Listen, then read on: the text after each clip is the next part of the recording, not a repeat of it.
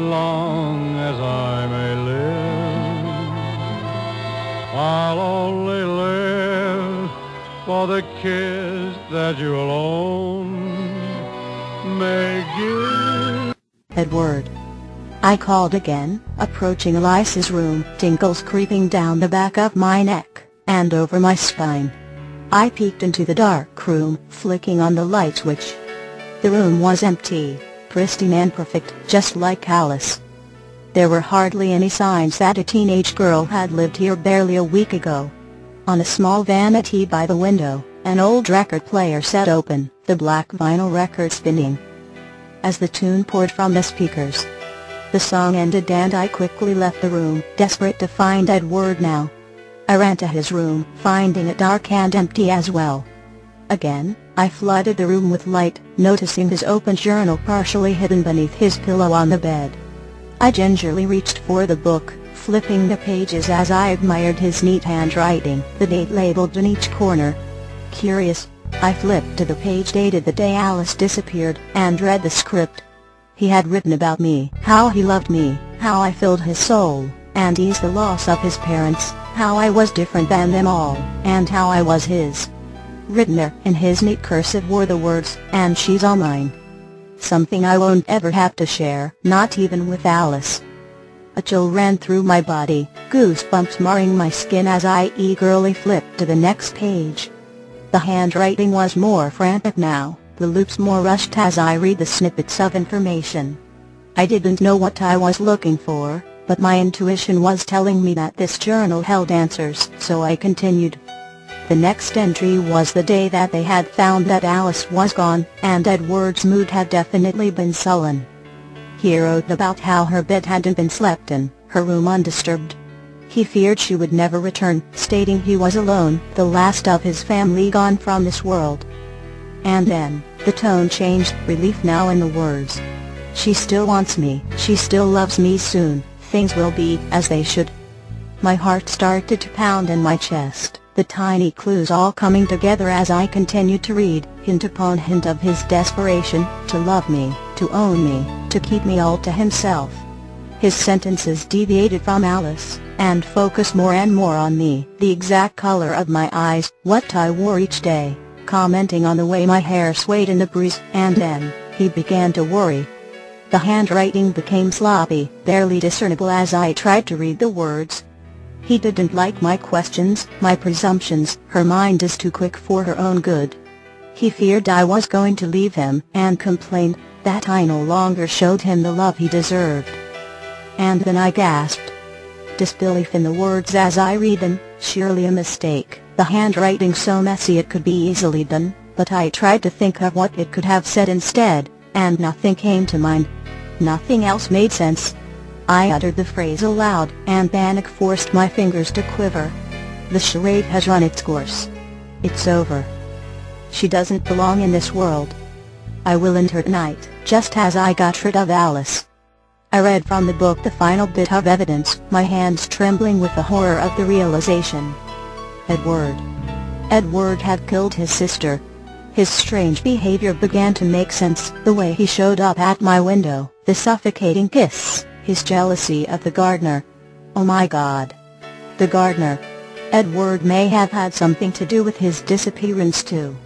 And now it was my turn. He was going to end me, remove me from this world. He was going to kill me. They say poetry is the voice of the soul. Edward's voice rang out behind me and I jumped, my head pounding with horror, as the book fell from my fingers.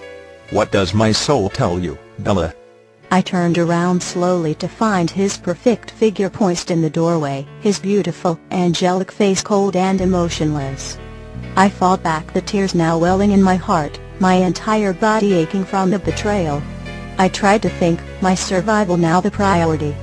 He thought I didn't love him enough, that I asked too many questions, but he loved me. There must be a sliver of that still in him, still perched in his awareness. I decided to appeal to his supposed love for me. Maybe I would be able to at least call for help. It tells me you've suffered a great deal of loss, that you're hurting. You need people to be close to right now, during this time. People like me, who understand what you're going through, people who love you. I walked slowly towards him as I spoke, trying to calm the panic in my brain, fighting back the vomit rising in my throat. I needed to show him that I wasn't afraid, that everything was fine. I stood in front of him, wrapping my arms around his waist, his white shirt thick beneath my fingers as I forced myself to lay my head on his chest, when all I wanted to do was run as far away from him as possible. "I love you, Edward. I'm yours, forever," I said, the words trembling from my lips. Surprisingly, he returned the embrace, his lips pressing against my head, and a silent tear slid down my cheek. Of course you are.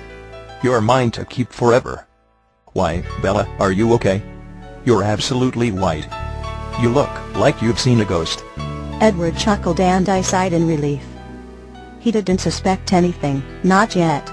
I had to leave now, get away before he realized what I had read. I think I need some water.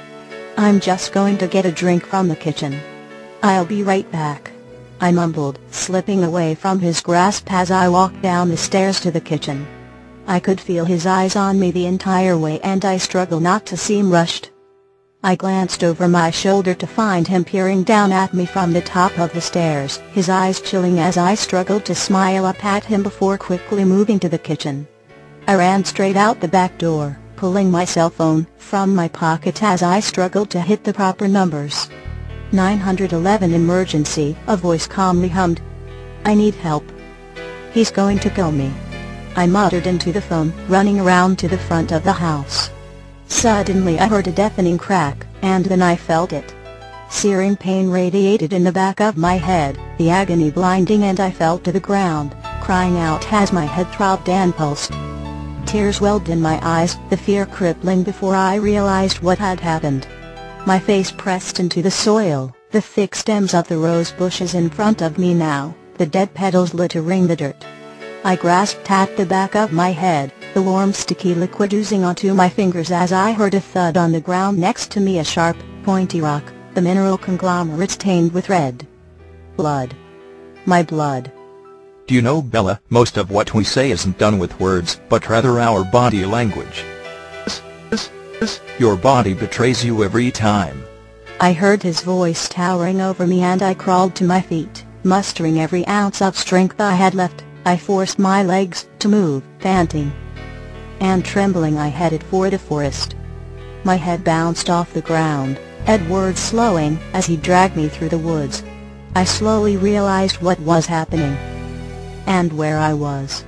I had blacked out. The loss of blood mixed with the constant knocking of my head against various objects on the forest floor had caused me to lose consciousness.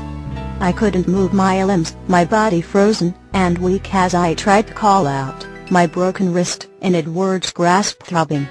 His words floated in my memory now, "Not until we find dear brother." What the hell was he talking about? He didn't have a brother, did he? "Please, please, Edward, please," I moaned, his sharp features visible now. He laughed, a growl in his chest erupting into high-pitched squealing. "Shh, Bella, you're going to scare him. He's not going to like to see you so upset," Edward warned. A sob broke from my chest, the tears flowing freely as I cried in great gasps. "Stop being such a baby, we're almost there." All I could think of was that episode of Oprah where they give you tips on how to escape an attacker. Don't let them take you to a second location. Well, we were almost there, the second location. The place where Edward was going to kill me, a place in the forest that was far from the house, far from the ears of listening neighbors or police officers who might miraculously be answering my 911 call. Hope drained from my limp body as I welcomed my impending fate. It didn't really matter anyway. The one person worth living for would inevitably be the reason for my demise. It was bittersweet in a way, and I almost wanted to thank him for doing it, for taking me from this place. I quieted my mind, focusing on the pleasant things I had experienced in this life: pancakes smeared with peanut butter and syrup, the smell of the ocean in the morning, especially briny from the rise and fall of the tides upon the undisturbed sand, and his hands roaming every inch of my skin, Edward's hands, the hands which would soon be stripping my body of life.